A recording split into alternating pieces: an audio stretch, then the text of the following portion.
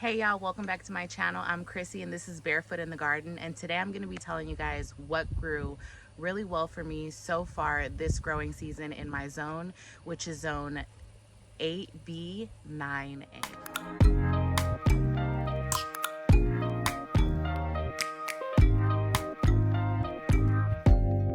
Open up, you OPN. Bitch, you won't BBM. We should be closer than friends. If you OPN.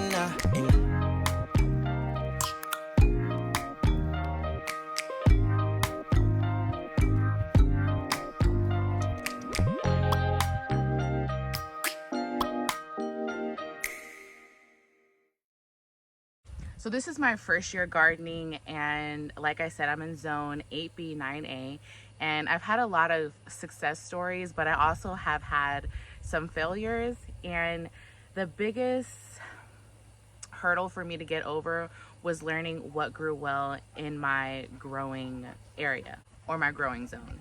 So I highly recommend, if you guys don't know what growing zone you're in, research that. Just go into Google, type in your zip code and what grow zone you're in, and it should pop up with no problem. So we've kind of gotten over the real harsh summer weather. Even though we still have 100-degree temperatures, I feel like a lot of the crops that I'm growing have become acclimated with the harsh conditions. So now that everything's kind of wrapping up and a lot of things are starting to set fruit, I just want to show you guys around to show you kind of what grew really well and what I'm looking to plant for fall. One thing that grew really well for me this year is my jalapeno plants. There's 3 here, and they're kind of leaning now because they have so much fruit in them, but these jalapenos grew really well for me. As you can see, the foliage still looks really healthy and really green. They're actually so heavy that I've had to kind of tie them off to keep them from leaning so much, but these jalapenos did really great. The bell peppers took a while to set fruit, and I'm thinking that it had something to do with the heat. When the flowers started to bloom, it was really harsh heat, so it took a while for them to get pollinated. But now, as you can see, I have some growing in, and these are actually a sweet red pepper plant, so I'm gonna wait for these to turn red before I harvest. The okra also is growing really well. It doesn't mind the harsh heat. I've been getting a lot of harvest off of these guys, and I've actually discovered a new type of pruning to where I'm just keeping the top and the bottom stalk as I harvest. I clip off the foliage to make a cleaner plant, and it's a lot easier for me to water. I just drop the extra leaves down here, and as you can see, they've already started to break down into the soil, so that's just going to add a lot of nutrients into this bed. So I recommend, whenever you guys are pruning, unless the leaves are diseased, you can just go ahead and drop them right into your bed just to add some extra benefits.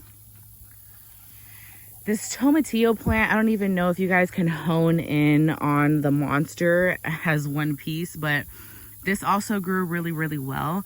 I haven't started to see any large fruit set, but if you look inside, let me see if I can get it. If you look inside there, you can see the tomatillo starting to form. So I'm just waiting for these guys to fill out, and we have tons of flowers on here, so I'm expecting a pretty good harvest off of this plant. The corn is also doing really well. I think corn might grow good for any zone.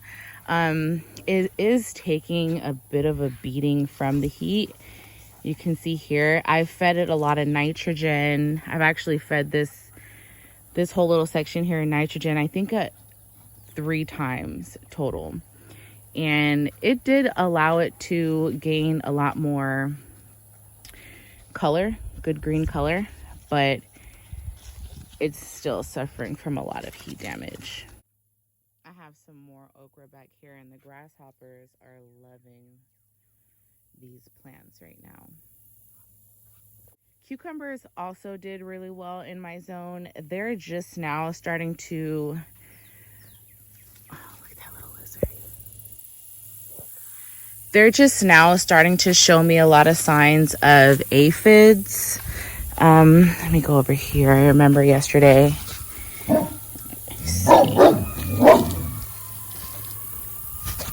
Some leaves have more than others, but I see a lot of aphids on here. But I've gotten really good harvests off of these cucumber sets this year.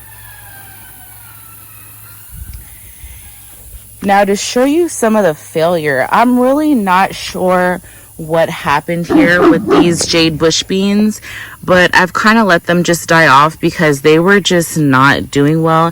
It could have been the location. I have them back here in the corner, so I don't know if it was just too much of a shaded area for them or if it was something in the soil, but these guys did not do well for me this year. So I actually just succession planted and added some more into another part of the garden just so we can get a better harvest for fall.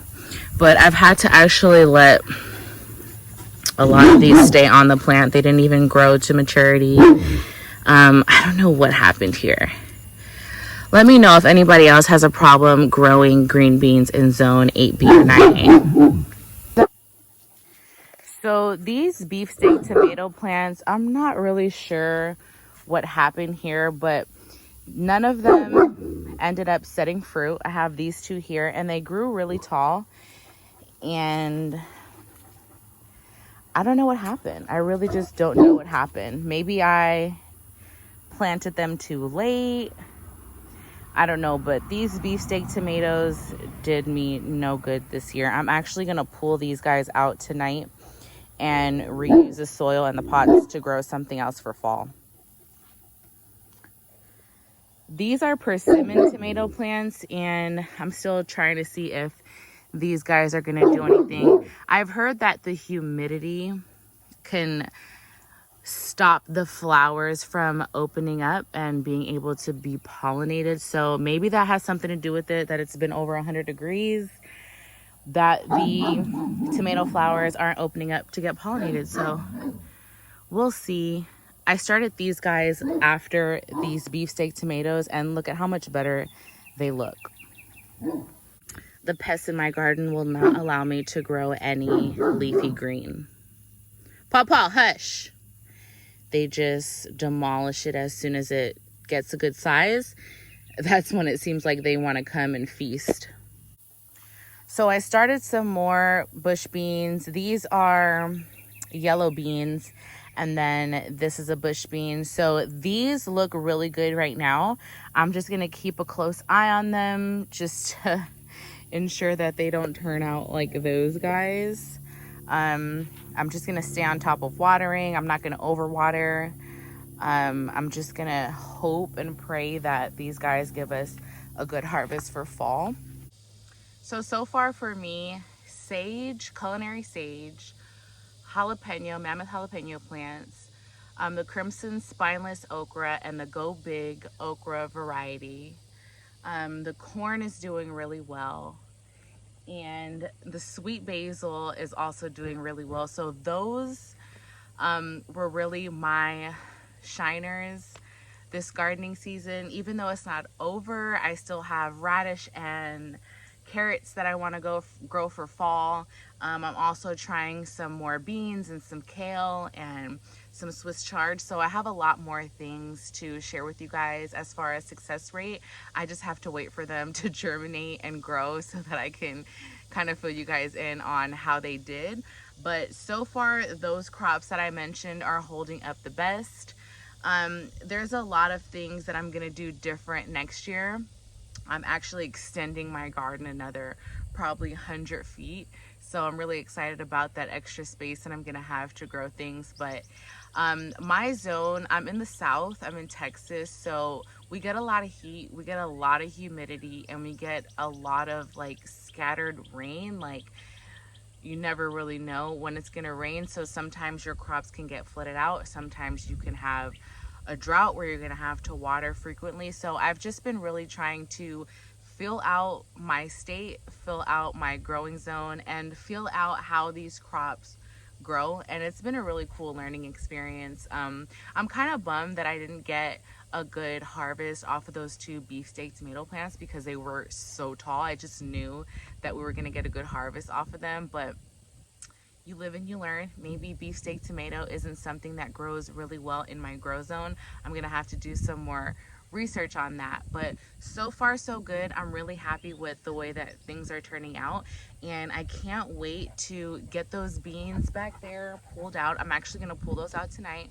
I'm gonna pull those 2 beefsteak tomato plants out tonight, and then I have this bed here that I kind of just threw together. I don't know, I'm probably gonna put radish in here, but I'm just freeing up some space for fall. I can't wait to plant carrots and just things that grow better in the cooler seasons, because it's so much more to learn when you're going into a new season. So I think I've gotten a pretty good wrap around spring and summer. So next year we'll have a totally different experience when starting the growing season. But that's pretty much it for tonight. I just wanted to share with you guys a little bit of knowledge that I've picked up about my grow zone. I encourage you guys to look up your grow zone, get to know it, get to know what grows really well in your area, because the more you know, the less time you waste and the more you can grow. So thanks so much for tuning in for this video this evening.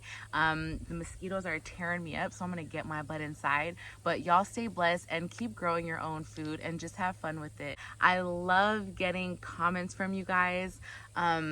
It's a way for me to interact and just to get some positive feedback. I really appreciate all of you who give me positive, how do you say, positive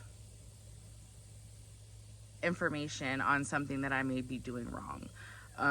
I like when people are not afraid to share their knowledge. I promise I am not offended. I'm learning, and I'm always open to hearing how all of you guys grow and feed your garden. So until next time, God bless.